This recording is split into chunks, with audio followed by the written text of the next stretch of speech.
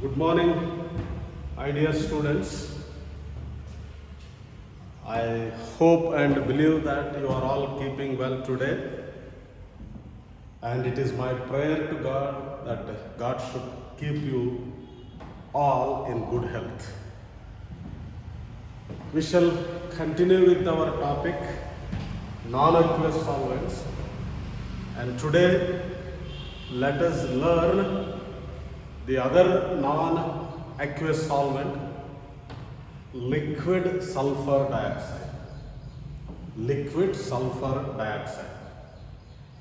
Now this liquid sulfur dioxide is aprotic solvent. It is aprotic. Means it has got no hydrogen atom in its molecule. Therefore, we will call it as an aprotic solvent. Secondly, we call this liquid sulfur dioxide as acidic solvent. It is. More precisely, it behaves as a Lewis acid. It behaves as a Lewis acid. It accepts electrons. For example, when dissolved in water, it produces sulfurous acid. Sulfurous acid by accepting electrons. Therefore, it behaves as acidic solvent. And thirdly, it is ionizing solvent. It is. What does it mean? Sulfur dioxide, it ionizes to give thionyl ion and sulfite ion. This is thionyl ion, right? So it also undergoes auto-ionization. Yesterday you learned how this ammonia has undergone the auto-ionization to give ammonium ions and amide ions. So similarly here, this sulfur dioxide is undergoing reversible reaction. It is undergoing auto-ionization to give this thionyl ion and sulfite ions. Sulfite ions. So, it is aprotic solvent, it is acidic solvent, and it is ionizing solvent. And the boiling point of this liquid sulfur dioxide, boiling point, is minus 10.02 degrees centigrade, and freezing point is minus 75.46 degrees centigrade, and its dielectric constant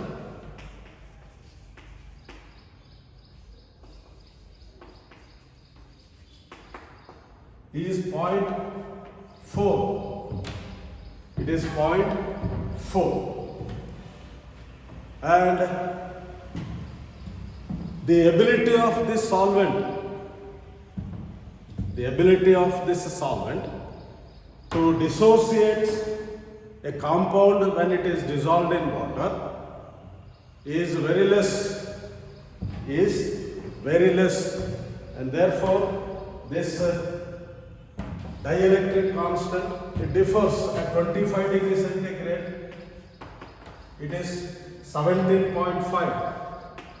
17.5 is the dielectric constant at 25 degree centigrade. So better you remember the dielectric constant of this liquid sulfur dioxide at 25 degree centigrade is 17.5. Now, I said this liquid sulfur dioxide is undergoing self-ionization to produce this thionyl ions and sulfide ions. So the compounds that gives this thionyl ions will behave as acidic compounds in liquid sulfur dioxide, because these thionyl ions are acidic in nature and sulfide ions are basic in nature. So all those compounds which yields thionyl ions in liquid sulfur dioxide are called acidic compounds. For example, I write thionyl chloride in liquid sulfur dioxide gives rise to this thionyl ions and Cl minus ions. So this thionyl chloride, since it is giving thionyl ions in liquid sulfur dioxide, it behaves as an acid. Then those compounds which yields the sulfide ions in liquid sulfur dioxide behaves as base. For example, cesium sulfide, CS2SO3, cesium sulfide in liquid sulfur dioxide, it dissociates to give 2CS plus SO3 2 minus. So since it has given the sulfide ions in liquid sulfur dioxide, the cesium sulfide behaves as a base. Is it okay? So as you learn, it's when thionyl chloride is behaving as an acid and cesium sulfide is behaving as a base, acid combines with the base. So SOCl2 plus cesium sulfide, so which is a base, they combine to give a salt. So when an acid combines with the base, they react to give what? Salt. Therefore, cesium chloride you get, which is a salt, plus the sulfur dioxide, the solvent is regenerated. Is it okay? So when a salt reacts with the base, when an acid reacts with the base, it gives a salt. We call the such type of reactions as neutralization reactions. Is it okay? Having learned this ionization reaction, this self-auto-ionization reaction, then let us see what are the other reactions that are taking place in liquid sulfur dioxide. We learned solvolysis in ammonia. What is solvolysis? I said solvent breaking. So similarly here, only few compounds they undergo solvolysis in liquid sulfur dioxide. For example, phosphorus pentachloride. Phosphorus pentachloride, when it is treated with this liquid sulfur dioxide, so this bond breaks. So solvent bond is breaking there, right? So OS bond is breaking there, therefore we call it as solvolysis. So you get phosphorus oxychloride plus SOCl2. So this is an example for what? This solvolysis, the solvent breaking, the liquid sulfur dioxide is breaking there, right? So the example I said, phosphorus pentachloride, when it is treated with this liquid sulfur dioxide, the solvolysis is taking place and you get phosphorus oxychloride and thionyl oxychloride. So it is also showing the solvolytic reactions, but less compared to that of liquid ammonia. Then precipitation reactions. So similar to ammonia, liquid sulfur dioxide also shows the precipitation reactions. That means you can carry out precipitation reactions in liquid sulfur dioxide, but few in number compared to that of the liquid ammonia. For example, aluminium chloride, when it is treated with sodium iodide, Then in liquid sulfur dioxide, you get a precipitate of NaCl, sodium chloride precipitate, plus you get aluminum iodide. So to balance this, I will write here 3. Then it becomes 3 NaCl. So this is an example for what? The precipitation reactions that are carried out in liquid sulfur dioxide. But I said only few precipitation reactions are carried out. For example, sodium chloride, potassium chloride, etc. So solvolytic reactions are taking place in liquid sulfur dioxide. Precipitation reactions are taking place in liquid sulfur dioxide. Now, this aluminum chloride, anhydrous aluminum chloride dissolves in liquid sulfur dioxide. Aluminum chloride, anhydrous, waterless, right, dissolves in liquid sulfur dioxide. You know very well, anhydrous aluminum chloride behaves as a catalyst in Friedel-Crafts reaction. Is it okay? So similarly, in our inorganic chemistry, the aluminum chloride, anhydrous aluminum chloride in liquid sulfur dioxide behaves as a catalyst to carry out the Friedel-Crafts reaction. For example, benzene you take, treat that with benzoyl chloride, C6H5, COCl. So when benzene is treated with, right, when benzene is treated with benzoyl chloride, right, this is Friedel-Crafts reaction. Friedel-Crafts reaction. So benzene is treated with benzoyl chloride in liquid sulfur dioxide using anhydrous aluminum chloride as the catalyst. We get C6H5 CO C6H5 plus HCl. So this compound is what? Benzophenone. Benzophenone. In other words, diphenyl ketone it is. Is it okay? So this is an example for what? The Friedel-Crafts reaction. Why we have taken this Friedel-Crafts reaction? Because anhydrous aluminum chloride is dissolving in what? Liquid sulfur dioxide. So after studying this Friedel-Crafts reaction, what about the other reaction then? So far we have studied the solvolytic reactions, then the precipitation reactions, then the Friedel-Crafts reaction, right? Then in case of ammonia, you have also studied their complex formation reactions.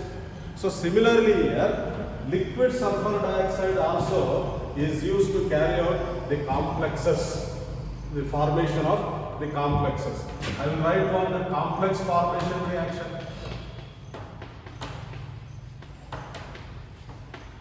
So liquid sulfur dioxide is used to carry out what? The complex formations. So here I will write potassium chloride when it is treated with stibbium chloride or antimony chloride. You get K3SbCl6, a coordination compound. A complex is formed there. So I write 3 here, it will be balanced. So what you are noticing, when potassium chloride is treated with what? Stibbium chloride or antimony chloride in liquid sulfur dioxide, it is forming a coordination compound. A complex is formed. So its name is what?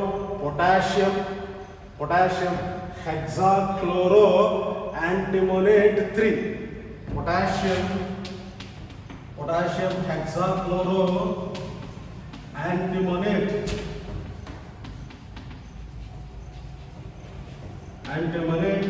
3 complex it is. Is it okay? So these are the some of the chemical reactions that are taking place in what? Liquid sulfur dioxide.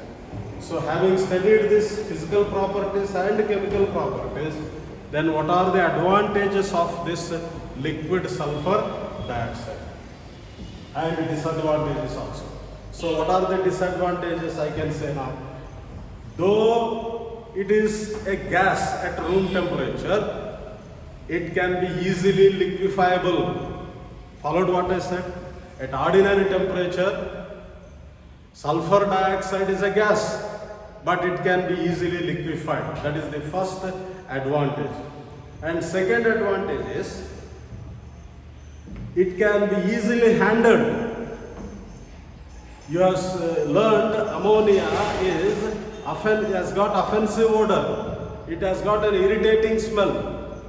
But here, the sulfur dioxide can be easily handled, and also its another advantage is its cost is less. Its production cost is less. Is it okay? So two advantages. Number one, I said, though it is a gas, it is easily liquefied. Number two, I said, its cost is less and it can be easily handled. And the third advantage of this liquid sulfur dioxide is, some of the precipitation reactions can be carried out in this liquid sulfur dioxide. For example, I said sodium is precipitated as sodium chloride, I said.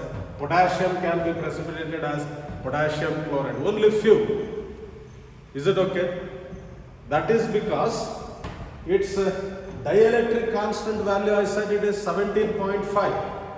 It is 17.5, therefore only few can be precipitated. And another advantage of this liquid sulfur dioxide is, since its dielectric constant is less, that is 17.5, it is suitable for the preparation of various covalent compounds. Is it okay? So when I say it is not suitable for ionic compounds, I must say that it is suitable for the study of the ionic compounds like chlorine, bromine, etc. Is it okay? So since its dielectric constant value is less, it can be used as a solvent for certain number of covalent molecules. So these are the advantages of the liquid sulfur dioxide.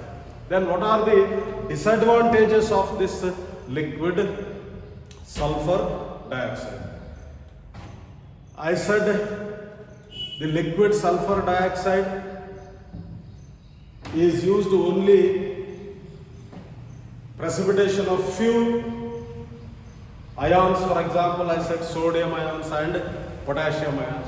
So that becomes a disadvantage here. So it cannot be used to precipitate what?